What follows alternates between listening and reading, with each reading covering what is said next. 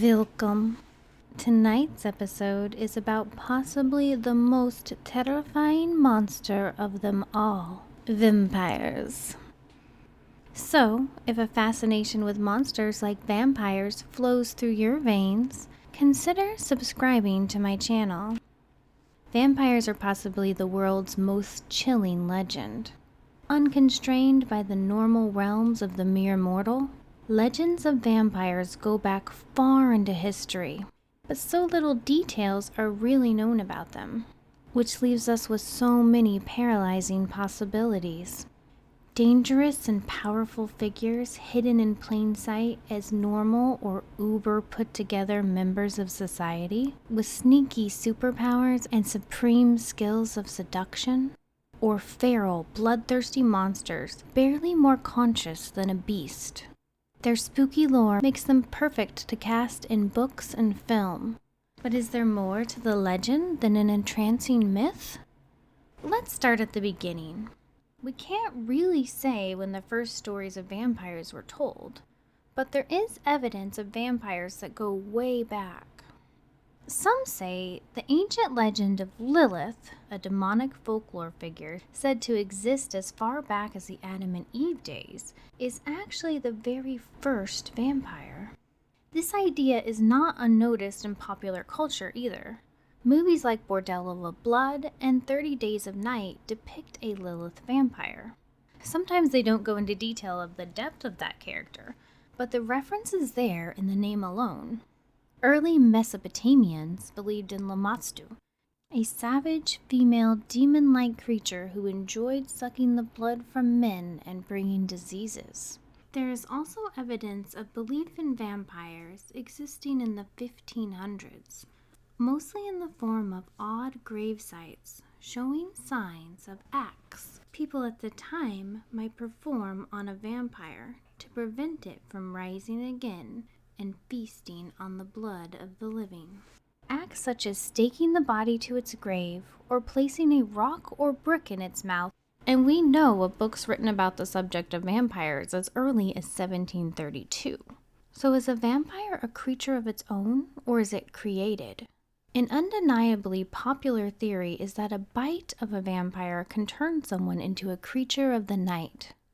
This theory often goes one step further in that it can't just be any old vampire bite, but needs to be a special bite, or meet special circumstances to actually turn someone.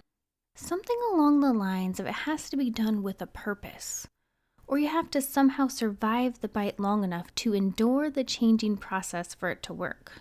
For instance, in the Twilight series, you have to survive an excruciatingly painful bite to turn.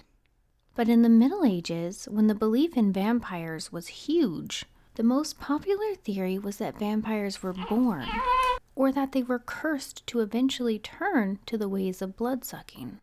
Certain children had marks that meant they would surely become a vampire one day. Sadly, these signs were likely just birth defects that were misunderstood at the time.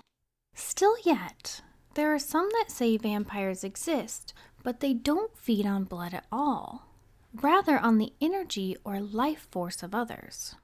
Ed Warren, a prominent paranormal investigator, explained on an episode of Seekers of the Supernatural that some vampires were sorcerers who leave their physical bodies in astral form to take blood or a life force from their victims through teleportation.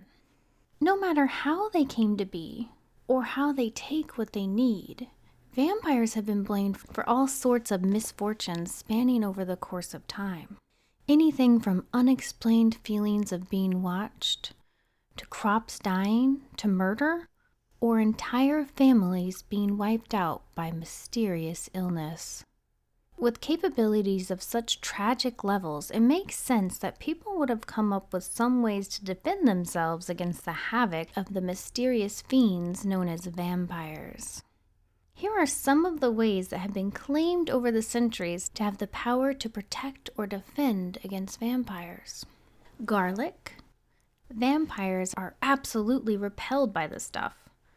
Some historians think this legend may have come forth from cases of people suffering from rabies before it was understood, being mistaken for vampirism, as people suffering from the disease would be very sensitive to strong smells. Still, this idea has stood the test of time and exists in many regions throughout the world. Don't give them an invitation. AKA, just say no, or at least don't say yes. There is a long-standing notion that vampires cannot enter your home without permission. But who's to say if this rule applies to tents, cars, or workplaces? Hold on to your faith.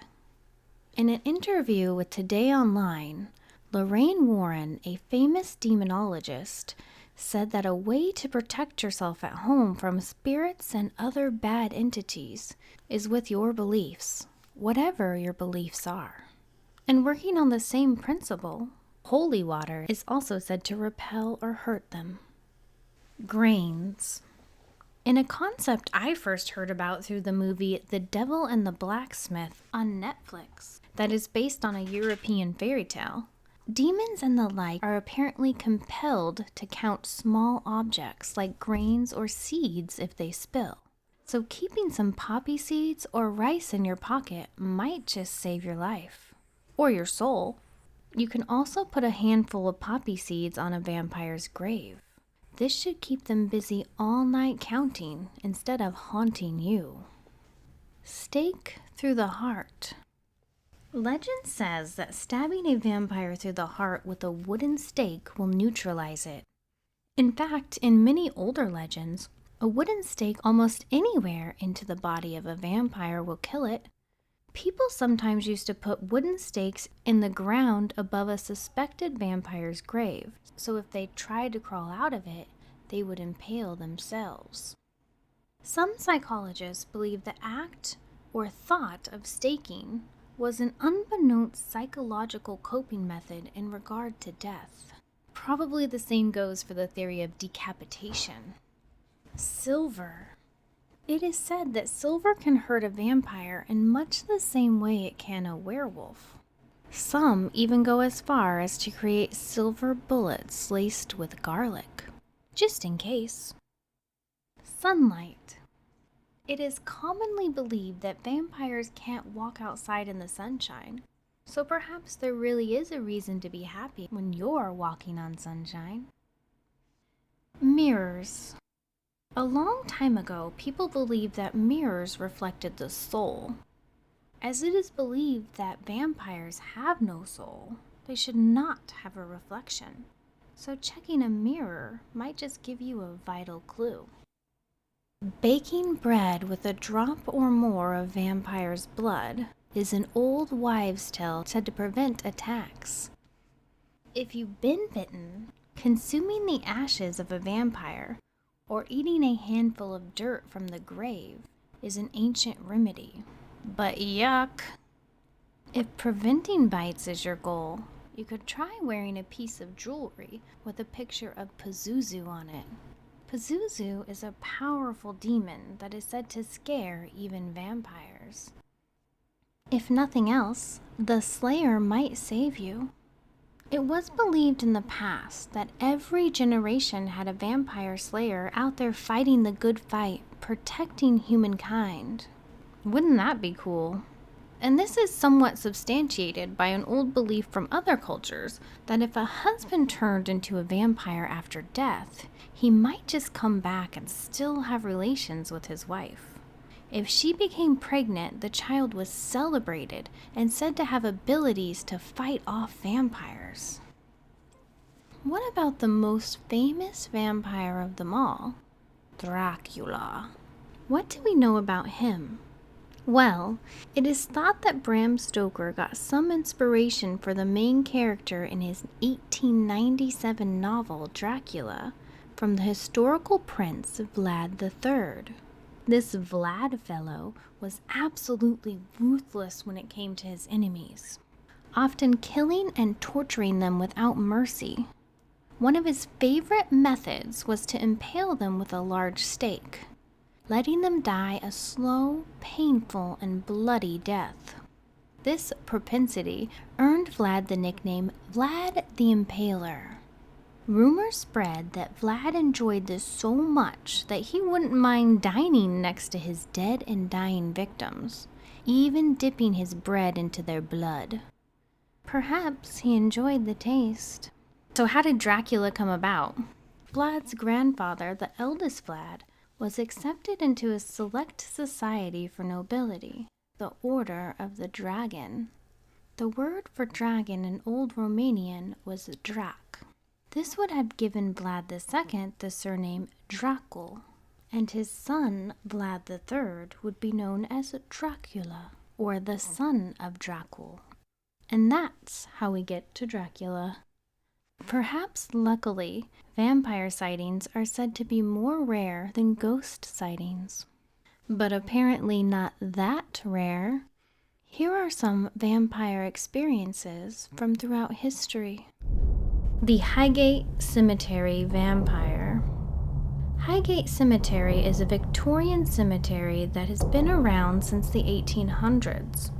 Since at least the 1960s, people have reported seeing a tall male figure with red eyes wandering the area. A group called the Highgate Vampire Society believes this figure is a vampire. Peter Blagojevich. The story of Peter Blagojevich happened in 1725. The story goes that Peter emerged from his grave and drank his own son's blood in front of an audience of neighboring villagers who freaked out and killed him. To be sure he would not rise again, a stake was driven through his heart once he was returned to his grave. Countess Elizabeth Bathory.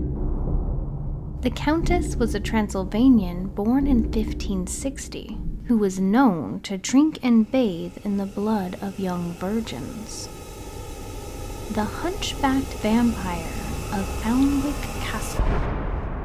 You may know Alnwick Castle from the Harry Potter series, but long before that, a chronicler named William de Newburgh told a tale of a hunchback vampire that lurked around the castle in medieval times, and perhaps still does.